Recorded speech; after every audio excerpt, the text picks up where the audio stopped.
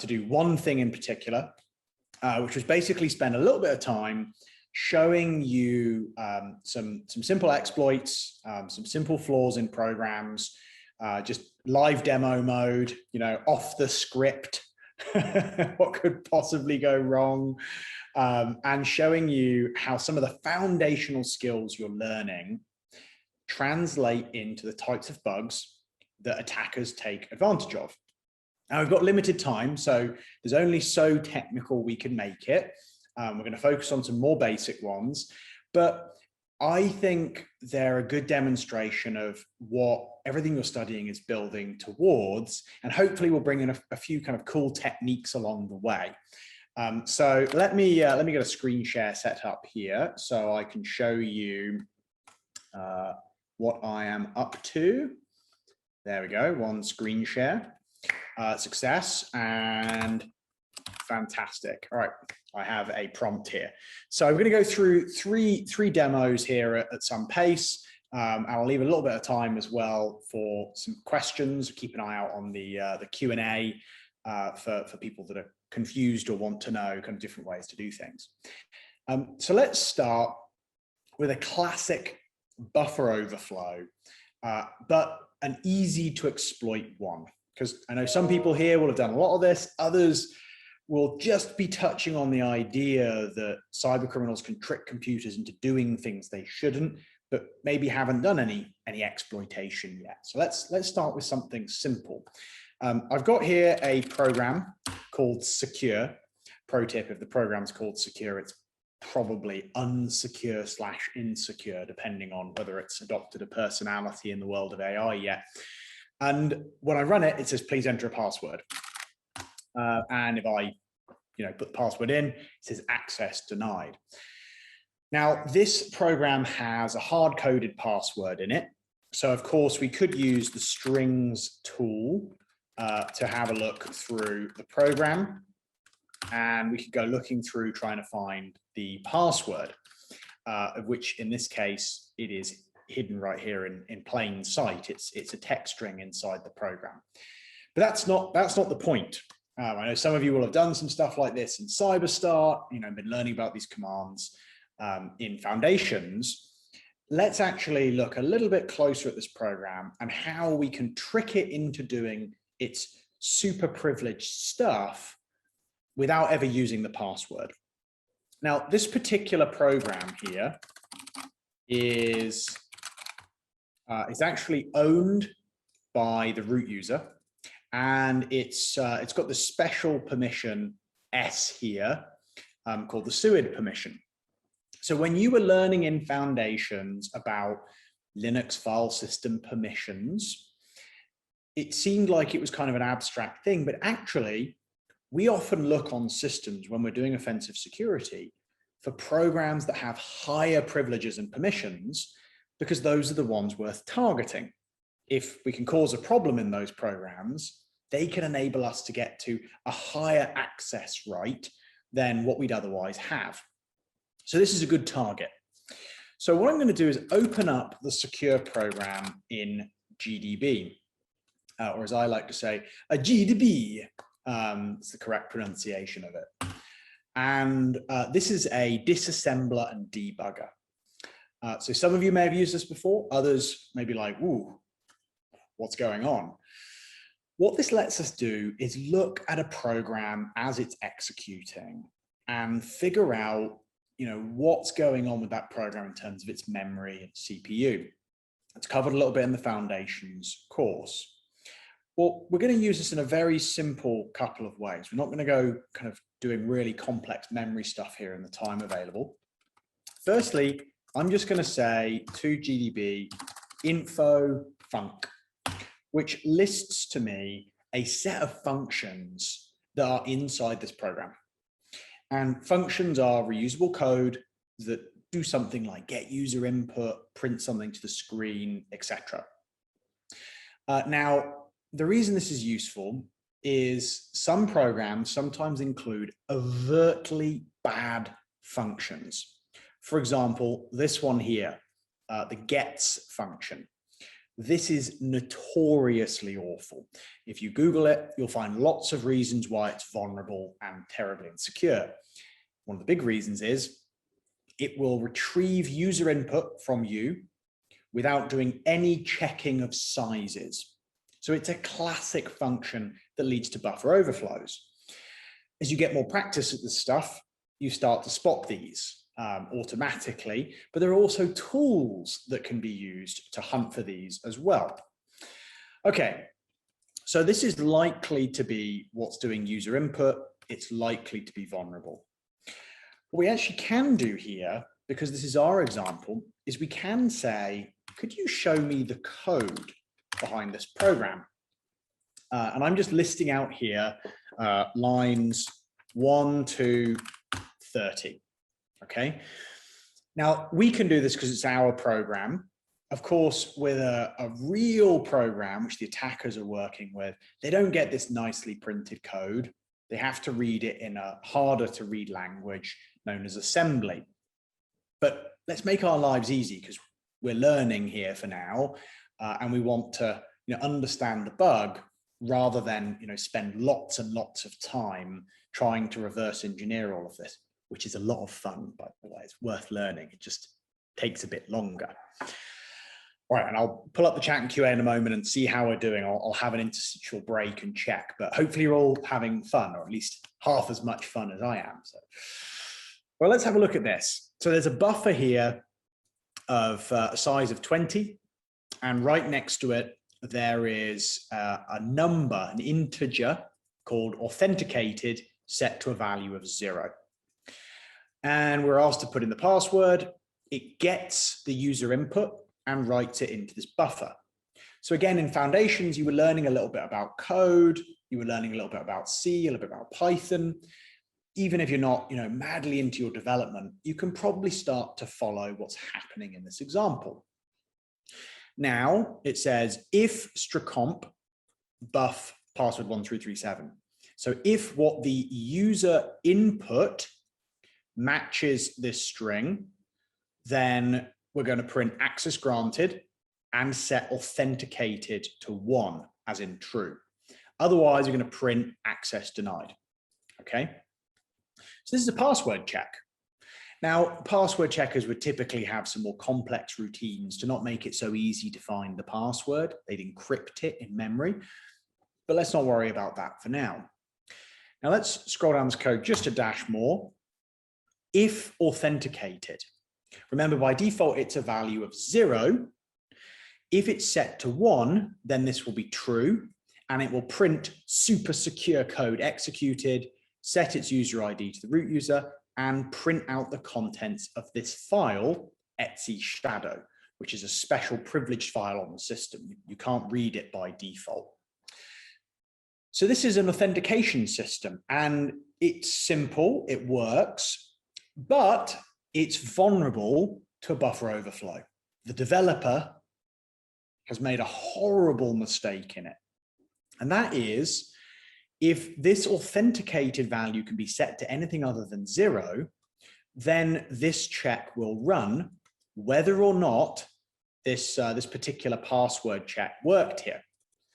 So let's go exploit this. Let's actually use this program to do a privilege escalation, a simple type of buffer overflow. Remember, if this is set to anything other than 0, we win. And there's some number of characters, 20, followed by this number. Well, let's just check first and foremost. As a standard user, I try to do cat etc shadow, and I get a permission denied. So my user level is not allowed to access this file.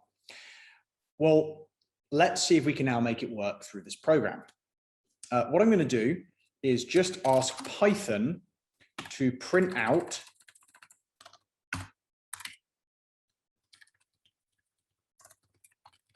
A's. Let me show you on the screen here first. There's 20 A's, and I'm going to feed it into, I'm going to pipe it into the secure program. And I get an access denied. The password is wrong.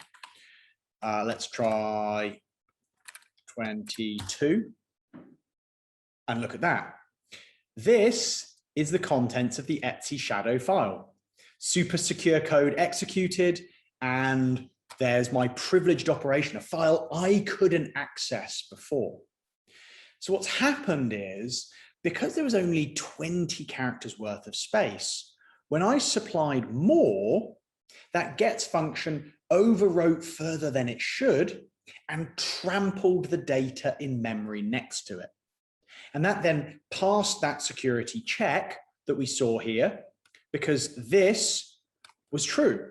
It was no longer set to 0. It was set to a couple of A's, 41, 41. And that caused this code to execute. This is the most simple form of a memory corruption. It's the type of things that attackers take advantage of to trick programs into doing things they shouldn't. And in this case, the exploit is as simple as printing some A's.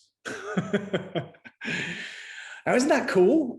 This is, as I say, a simple example, but when you build up to the types of flaws attackers are using, so when you visit a web page, they're able to deploy some malicious code in the background. It's really just more complex chains of exactly what we've done here. Finding a vulnerable condition, finding some vulnerable code, and then poking and prodding the program in just the right way to make it do something that it shouldn't. All right, let me see here. I've got some questions, and I'm going to come back to some of them because they're more pertinent to the end. But I'll pick up a quick couple of them. Let's have a look. Opinions on GDB versus Radare versus Ghidra, etc. So you've obviously done a little bit of reverse engineering before. These are different tools for disassembly, for reversing. I use them all, and it depends on the type of problem I'm trying to solve. When I come back to poking and prodding and exploiting like this, I almost always end up back in GDB. I find that, the most powerful, but it does have rather unfriendly commands.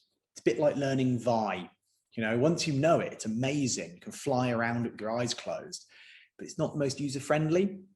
Radare, Ghidra, etc. have some amazing functionality and helpers for more complex and real examples. And then when you get towards the industry, you'll often end up using something like an IDA Pro, which is a commercial tool. And I've used that to do all kinds of cool things like reverse engineering parts of code from tanks, and as in tanked guns, and triggering exploits in that.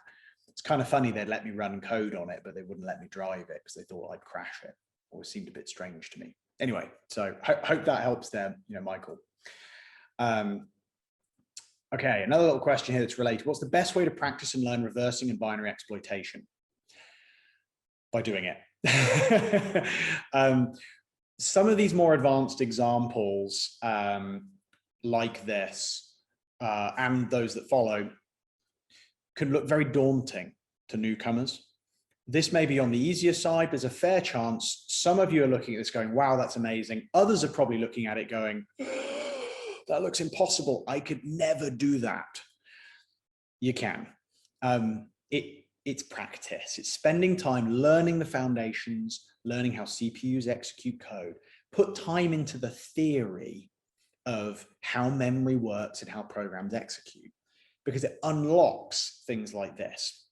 Some great suggestions I know in the chat, participating in CTFs and getting your hands on challenges, patiently trying to work through them. Don't be scared to write some of your own vulnerable programs with a few simple lines of code like that and spend time looking at them.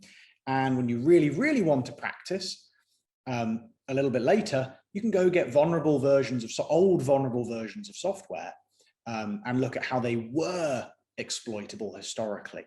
Go back to 2003, 2004, when things were simpler, and then you can work forward year by year learning this stuff. But what I'll say above anything else is, tenacity, persistence. You're going to want to feel like you have to give up because it's hard. You can do it. Okay, I will come back to some more of these questions shortly because I want to do another fun a little demo here. Make sure I don't run out of time. So here's a good one. I love this one. It's from a Capture the Flag. It's a challenge where it prints out some object with a user ID of 78 here. And it's asked for us to add a comment to a user record. And this is a command line version of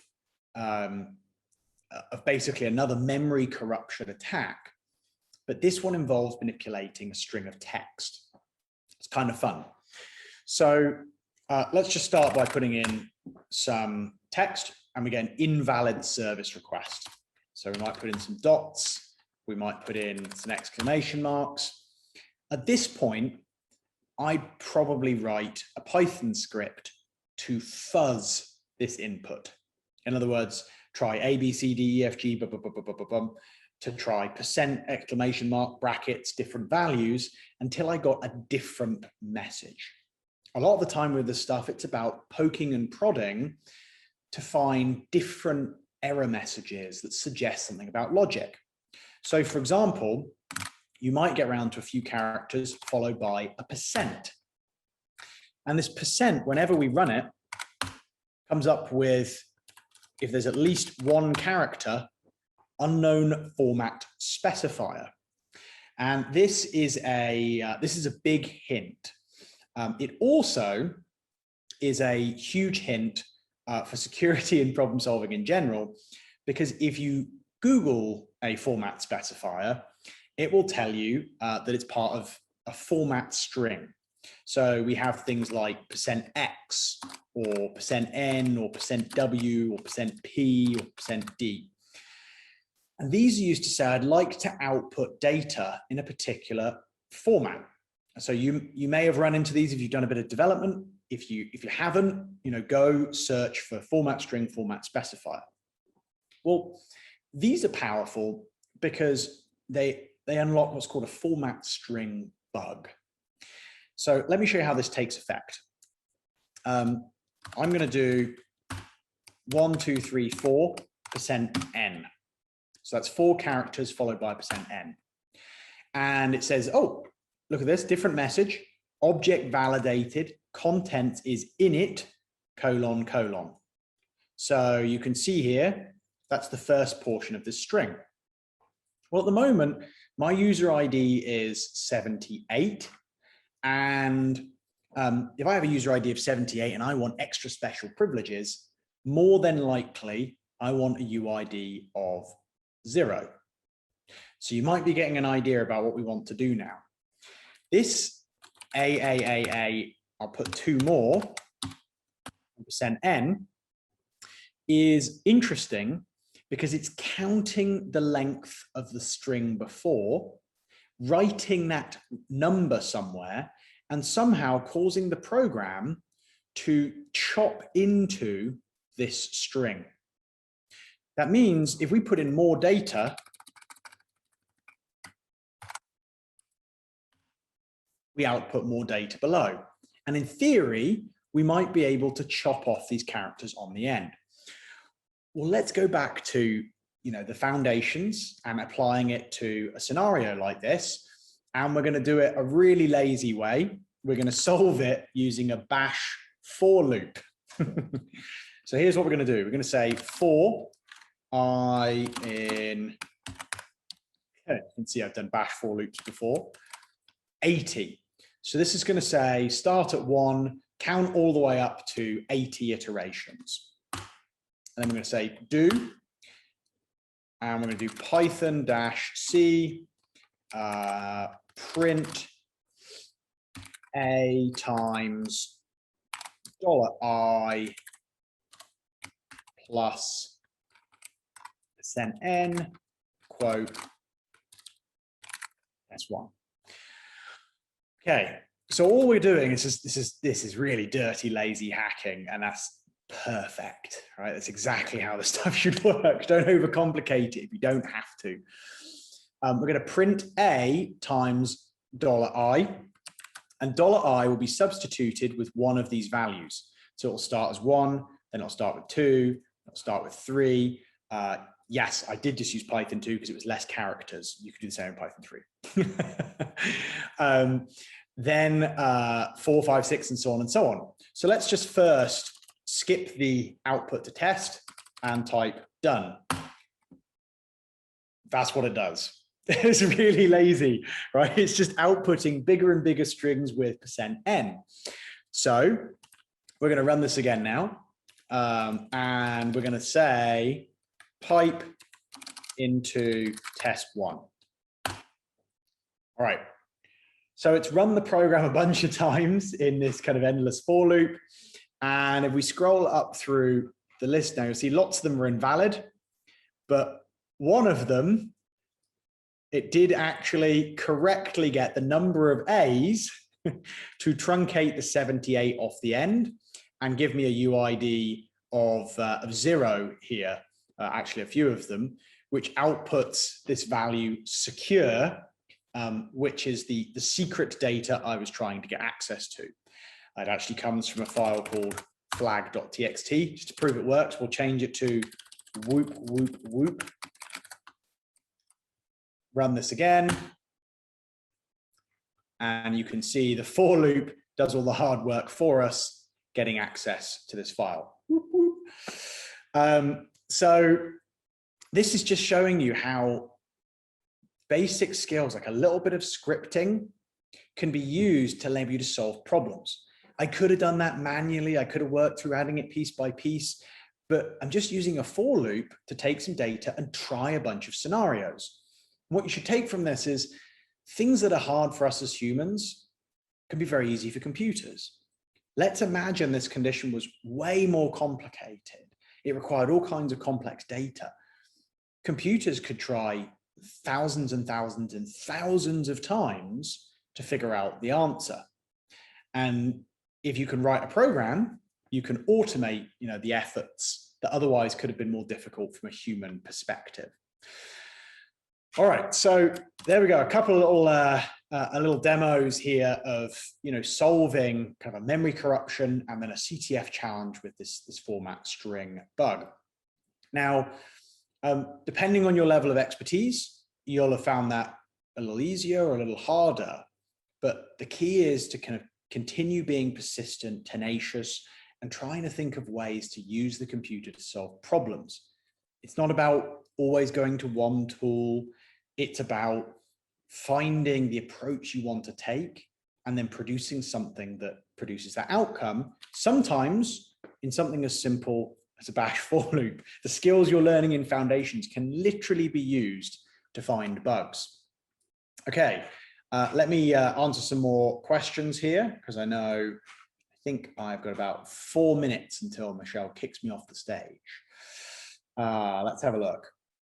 I'm trying to set up a virtual machine on my MacBook so I can play around with Linux. Do you recommend any software over the other? You can use any virtualization software. I like VMware because it tends to have nicer kind of driver support and graphics support. It's pretty neat. But you can use VirtualBox. It's free. If you're trying to do more esoteric things, you could try a QEMU. Hyper-V from Microsoft is very good. Any of them will do, frankly, depending on what you've got as your host operating system. So pick one that's easy and get playing. Let's have a look. Does game hacking translate to real world software? Yeah, it does. In fact, how we built a lot of the challenges in CyberStart game is we started with real world problems, real hacks, real flaws, and then built them back to simpler versions that could be made progressively more difficult. So for example, in level 13 of game, there is a challenge where you get to find a flaw in an Internet of Things device that lets you execute commands on this camera and get access to files you shouldn't be able to. That is actually from a real device. I found that flaw on a camera manufacturer where over 500,000 cameras being used on the internet had that bug, and we reported it and tried to get them to fix it. but it turned out they didn't have an auto update mechanism. So it was pretty hard to get corrected. Now, of course, some of the game challenges are easier, but as you've seen from my first demo, things could look complicated, but come down to simple things like overwrites, like being able to overflow boundaries, and even up to writing exploits on Windows 10 on the latest operating systems. It's just more advanced versions of what you're already doing. So if you enjoy it, if it's interesting, if you've got this far, you stick with it. There's no reason you can't get onto that kind of hard and real world stuff. It's a wonderful question. Thank you. Can I say cheerio at the end? I mean, why even ask? I mean, that's a foregone conclusion, of course. Let's have a look. What else we've got here? Do you recommend learning assembly and disassemble the binary by hand? Great question. Yes. There are lots of different professions in cybersecurity. Some of you may have watched that and gone, I want to be able to do that and more. Others may have gone, ooh, I preferred forensics and reconstructing what people did in systems. Or maybe you just really like the idea of building defenses to stop this type of stuff. You can be very successful in cybersecurity without programming, without disassembling binaries, without learning assembly. I, for one, advocate learning technical skills, how computers execute code, learning some disassembly, learning how binaries work, because I believe it makes you a much better practitioner in any part of the field. And it's fascinating.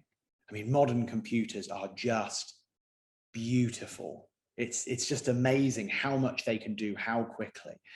So I would recommend you putting some time into learning assembly and learning to disassemble a binary, but start simple and be patient with yourself.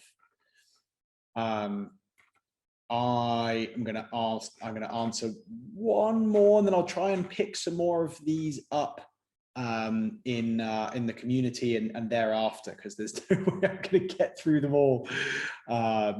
In the coming CyberStart NCS challenges, will we be provided with an ARM executable buffer overlays reverse engineering?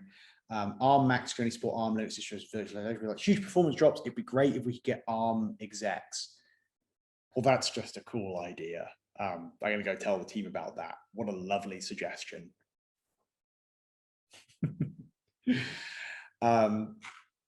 Okay, I could see Michelle jumped off her microphone, which is my hint that I'm talking way too much, and I could talk for 7 hours about this stuff. I really hope you enjoyed the session and the brief run through here. Tenacity, passion, persistence, keep learning, keep challenging each other, and look forward to hanging out with you all more on the community as you make your way through CFA. And with that, cheerio.